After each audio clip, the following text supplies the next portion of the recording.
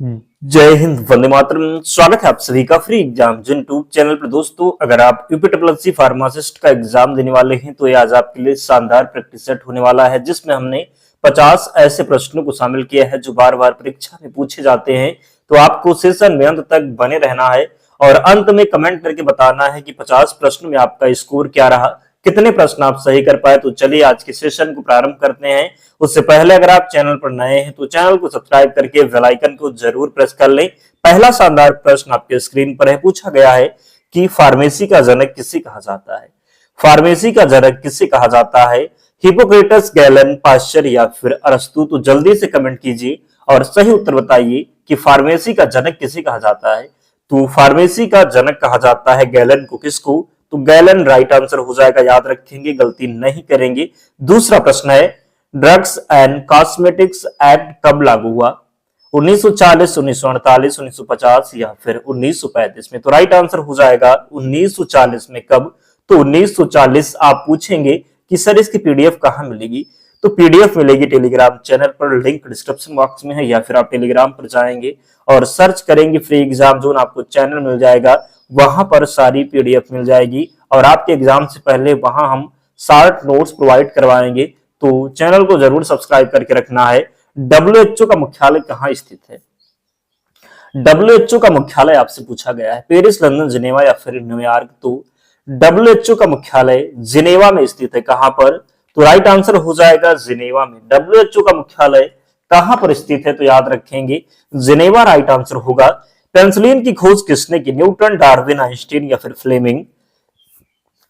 तो पेंसिलिन की खोज किसने की? पेंसिलिन की खोज की याद रखेंगे, राइट आंसर क्या हो जाएगा? तो फ्लेमिंग हो जाएगा। क्या? तो फ्लेमिंग सही उत्तर होगा। अगला है, एंटीबायोटिक मुख्यतः किस पर प्रभावी होते हैं? वायरस, बैक्टीरिया, फंगस या फिर परजीवी? एंटीबायोटिक मुख्यतः किस पर प्रभावी होते हैं? तो बात जब होगी एंटीबायोटिक की, तो एंटीबायोटिक मुख्यतः जो प्रभावी होते हैं किस पर? तो बैक्टीरिया पर। किस पर? तो बैक्टीरिया राइट आंसर हो जाएगा। विटामिन सी की कमी से कौन सा रोग होता है? स्क्रबी, रिकेट्स, वेरी वेरी या फिर एनीमिया? विटामिन सी की कमी से पूछा गया है, याद रखेंगे। विटामिन सी की कमी से कौन सा रोग होता है? तो विटामिन सी की कमी से स्क्रबी हो जाएगा। क्या होगा? तो विटामिन सी की कमी से स्क्रबी होगा। विटामिन वी की कमी से वेरी वेरी। अगला है, इंसुलिन किस ग्रंथि से स्रावित होता है? यकृत, हृदय, अग्न्याशय या फिर किडनी? तो पूछा गया है कि इंसुलिन किस ग्रंथि से स्रावित होता है। इंसुलिन जो स्रावित होता है अग्न्याशय से। किससे? इंसुलिन किस ग्रंथि से स्रावित होता है? तो अग्न्याशय से स्रावित होता है इंसुलिन। अगला है, ओआरएस का उपयोग किसके लिए किया जाता है? बुखार, दर्द, एलर्जी या फिर डिहाइड्रेशन? तो ओआरएस का उपयोग किया जाता है किसमें? तो डिहाइड्रेशन में। किसमें? तो किसके लिए? डिहाइड्रेशन हो जाएगा। एस्पिरिन किस श्रेणी की दवा है? एस्पिरिन की बात होगी, एंटीबायोटिक, एंटी फंगल, एनाल्जेसिक या फिर हार्मोन? तो एस्पिरिन पूछा गया है। एस्पिरिन की बात करेंगे तो ये एनाल्जेसिक हो जाएगा, याद रखेंगे। नेक्स्ट है, सामान्यतः रक्तचाप कितना होता है? 120/80, 140/90, 100/60 या फिर 160/100? तो बताएंगे कि सामान्य रक्तचाप कितना होता है। सामान्य रक्तचाप कितना होता है? तो 120/80 हो जाएगा। सामान्य रक्तचाप कितना होता है? तो 120/80। शेड्यूल एच दवाएं कैसे मिलती हैं? बिना पर्चे, डॉक्टर के पर्चे, ऑनलाइन, मुफ्त या फिर? बताएंगे आपकी शेड्यूल एच दवाएं कैसे मिलती हैं। कैसे मिलती हैं? तो डॉक्टर के पर्चे से। किससे? तो डॉक्टर के पर्चे से। कैप्सूल किससे बना होता है? प्लास्टिक, कांच, धातु या फिर जिलेटिन? कैप्सूल बना होता है जिलेटिन हो जाएगा। क्या? तो कैप्सूल बना होता है, राइट आंसर होगा जिलेटिन। नेक्स्ट है, एंटासिड का उपयोग किसके लिए होता है? बुखार, दर्द, एसिडिटी या फिर संक्रमण? तो एंटासिड का उपयोग किसके लिए होता है? पूछा गया है आपसे कि एंटासिड का उपयोग किसके लिए होता है। एंटासिड का प्रयोग होता है एसिडिटी के लिए। किसके लिए? तो एंटासिड का प्रयोग होता है एसिडिटी के लिए, याद रखेंगे। अगला पूछा गया है कि आईवी मार्ग का क्या अर्थ है? त्वचा के नीचे, मांसपेशियां, नस में? तो आपको पता आसान है, सभी नस लगाएंगे। अगला है, बीसीजी वैक्सीन किस रोग से बचाती है? बीसीजी वैक्सीन किस रोग से बचाती है? टीबी, पोलियो, डेंगू या फिर मलेरिया? तो बीसीजी बचाती है किससे? टीबी से। बीसीजी वैक्सीन किस रोग से बचाती है? तो टीबी से बचाती है। फार्माकोलॉजी क्या है? शरीर का अध्ययन, रोग का अध्ययन, दवाओं का अध्ययन, खून का अध्ययन? बताएंगे राइट आंसर क्या हो जाएगा, दवाओं का अध्ययन हो जाएगा। डिसइंफेक्टेंट का उपयोग कहाँ होता है, त्वचा पर, निर्जीव वस्तुओं पर, खून में या फिर पेट में, कहां पर होगा, तो राइट आंसर होगा निर्जीव वस्तुओं पर। एंटीबायोटिक रेजिस्टेंस क्या है, दवा का असर बढ़ना, दवा का असर कम होना, रंग बदलना, स्वाद बदलना। तो एंटीबायोटिक रेजिस्टेंस क्या है, एंटीबायोटिक रेजिस्टेंस हो जाएगा दवा का असर कम होना। क्या होगा, तो दवा का असर कम होना। आप में से बहुत से ऐसे प्यारे साथी हैं जिन्होंने अब तक वीडियो को लाइक नहीं किया है, निवेदन है आप सभी से वीडियो को जरूर लाइक करना है और चैनल को सब्सक्राइब कर लीजिए। निश्चित ही यहां से आपका बहुत ही फायदा होगा। हुबहू प्रश्न एग्जाम में मिलेंगे। तो पूछा गया है आइंटमेंट का उपयोग कहाँ होता है, त्वचा पर, पेट में, खून में, हड्डी में, आइंटमेंट का उपयोग कहाँ होता है। आइंटमेंट का जो उपयोग हो जाएगा ये कहां पर होता है, तो आइंटमेंट का उपयोग कहां पर होता है, त्वचा हो जाएगा। कहां पर, तो राइट आंसर होगा त्वचा पर। किस पर, तो याद रखेंगे सही उत्तर हो जाएगा त्वचा पर। पूछा गया है कि इमल्सन क्या है, ठोस प्लस ठोस, ठोस प्लस द्रव, गैस प्लस द्रव या फिर दो, असमिश्रित द्रव। तो बताएंगे कि इमल्सन क्या है, तो राइट आंसर हो जाएगा दो, असमिश्रित द्रव हो जाएगा।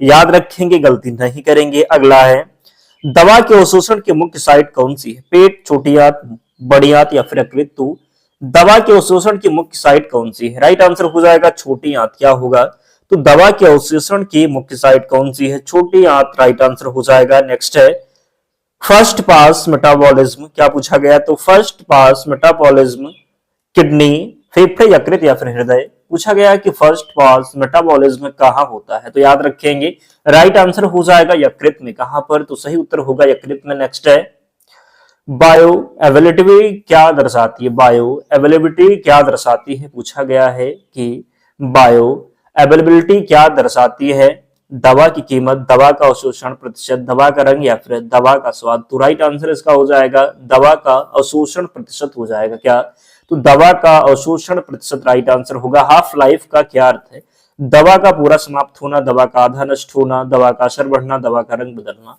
तो हाफ लाइफ पूछा गया है। हाफ लाइफ का क्या अर्थ है, हाफ लाइफ हो जाएगा दवा का आधा नष्ट होना। हाफ लाइफ का क्या अर्थ है, तो दवा का आधा नष्ट होना। पूछा गया है कि आईवी मार्ग में बायो अवेलेबिलिटी कितनी होती है, आईवी मार्ग में बायो अवेलेबिलिटी कितनी होती है, 50%, 75%, 100% या फिर 25%। तो बताएंगे आईवी मार्ग में बायो अवेलेबिलिटी कितनी होती है, कितनी होती है, तो याद रखेंगे 100% हो जाएगा। कितना, तो 100%।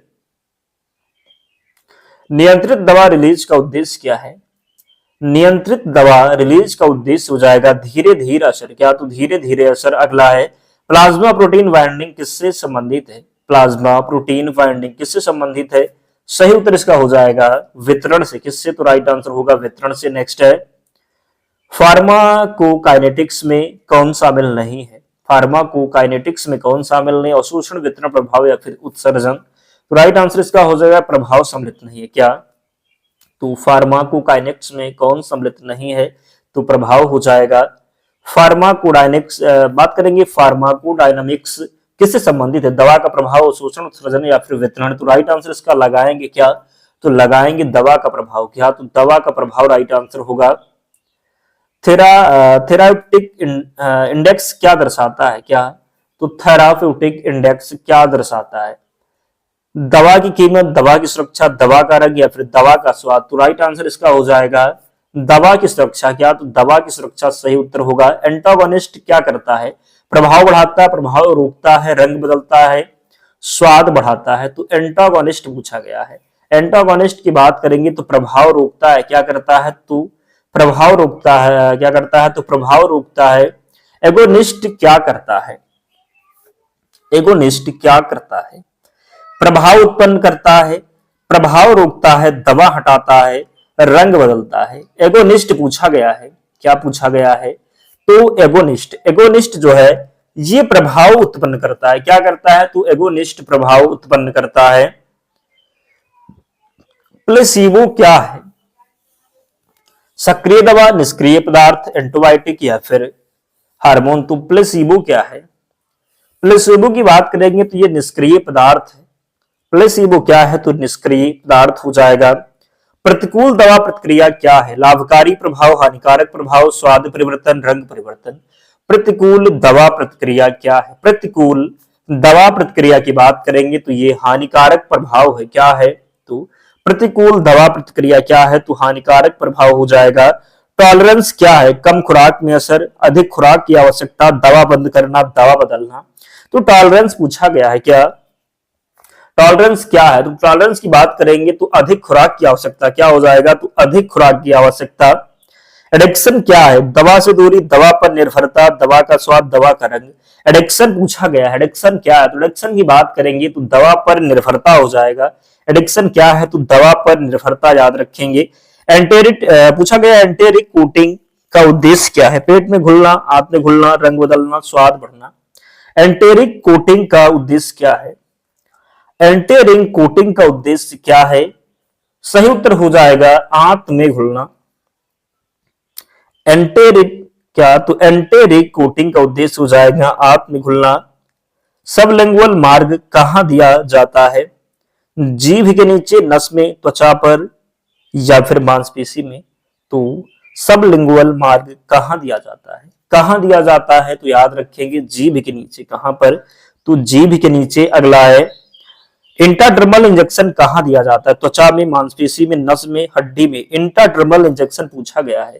तो इंट्राडर्मल इंजेक्शन कहां दिया जाता है? तो त्वचा में। किसमें? तो त्वचा में। दवा अंतक्रिया क्या है? दवा का रंग बदलना, दवाओं का आपसी प्रभाव, दवा का स्वाद बदलना, दवा का वजन बदलना। तो दवा अंतक्रिया क्या है? दवा अंतक्रिया क्या है? तो राइट आंसर हो जाएगा दवाओं का आपसी प्रभाव हो जाएगा। एंटीहिस्टामिन किसमें उपयोग होता है? एलर्जी, दर्द, बुखार या फिर संक्रमण। तो एंटीहिस्टामिन किसमें उपयोग होता है? एंटीहिस्टामिन उपयोग हो जाता है एलर्जी में। किसमें? तो राइट आंसर होगा एलर्जी। अगला है एंटीपायरेटिक का उपयोग किसमें होता है? दर्द, बुखार, संक्रमण या फिर एलर्जी। तो एंटीपायरेटिक का उपयोग किसमें होता है? एंटीपायरेटिक का उपयोग होता है बुखार में। किसमें? तो बुखार हो जाएगा राइट आंसर। एनाल्जेसिक क्या करता है? बुखार कम, दर्द कम, संक्रमण रोग, एलर्जी रोग। तो एनाल्जेसिक क्या करता है? याद रखेंगे जो राइट आंसर हो जाएगा ये दर्द कम। क्या? तो दर्द कम करता है। एंटी फंगल किसके लिए होता है? एंटी फंगल किसके लिए होता है? बैक्टीरिया, वायरस, फंगस या फिर परजीवी। तो एंटी फंगल किसके लिए होता है? एंटी फंगल की बात करेंगे तो ये फंगस हो जाएगा। क्या? तो फंगस हो जाएगा, जरूर याद रखना है। एंटीवायरल किसके लिए होता है? बैक्टीरिया, वायरस, फंगस या फिर परजीवी। तो एंटीवायरल किसके लिए होता है? एंटीवायरल होता है किसके लिए? तो वायरस हो जाएगा। क्या? तो वायरस राइट आंसर होगा। ओआरएस का पूरा नाम क्या है? ओआरएस का पूरा नाम oral recovery solution, oral rehydration solution, organ recovery system, oral reaction salt. तो ओआरएस का पूरा नाम पूछा गया है। क्या? ओआरएस का पूरा नाम हो जाएगा ओरल रिहाइड्रेशन सोल्यूशन हो जाएगा। क्या? तो oral rehydration solution right answer होगा। इंसुलिन कैसे दिया जाता है? टैबलेट, इंजेक्शन, सिरप या फिर कैप्सूल। तो इंसुलिन पूछा गया है। इंसुलिन कैसे दिया जाता है? इंसुलिन जो है ये इंजेक्शन होता है। क्या? तो इंजेक्शन राइट आंसर होगा। अगला है बीपी मापने का यंत्र क्या है? Thermometer, stethoscope, sphygmomanometer, microscope. तो बीपी मापने का यंत्र क्या है? बीपी मापने का यंत्र हो जाएगा स्फेग्मोमैनोमीटर। क्या? तो स्फेग्मोमैनोमीटर याद रखेंगे। बीसीजी यानी कि वैक्सीन किस रोग के लिए? बीसीजी वैक्सीन किस रोग के लिए? पोलियो, टीबी, डेंगू या फिर मलेरिया। बीसीजी वैक्सीन किस रोग के लिए है? बीसीजी वैक्सीन टीबी हो जाएगा। क्या? तो बीसीजी वैक्सीन किसके लिए है? किस रोग के लिए? तो टीबी हो जाएगा। एंटीबायोटिक का अत्यधिक उपयोग किसे बढ़ाता है? इम्यूनिटी, रेजिस्टेंस, पाचन या फिर ऊर्जा। तो एंटीबायोटिक का अत्यधिक उपयोग किसे बढ़ाता है? एंटीबायोटिक का अत्यधिक उपयोग जो है ये रेजिस्टेंस को बढ़ाता है। किसको? तो रेजिस्टेंस राइट आंसर होगा। दोस्तों 50 प्रश्न थे तो आप लोग कमेंट कीजिए और बताइए कि 50 प्रश्नों में आपका स्कोर क्या रहा, कितने प्रश्न आपसे सही हुए, जरूर कमेंट करके बताएं। और इसकी पीडीएफ के लिए टेलीग्राम चैनल से जुड़ जाना, लिंक डिस्क्रिप्शन बॉक्स में है, या फिर आप टेलीग्राम पर जाएंगे और सर्च करेंगे फ्री एग्जाम जोन, आपको चैनल मिल जाएगा, ज्वाइन हो जाना, वहां पर आपको सारी पीडीएफ मिल जाएगी। तो मिलते हैं नेक्स्ट वीडियो में, तब तक पढ़ते रहिए, ध्यान रखिए अपना, स्वस्थ और सुरक्षित रहिए। जय हिंद।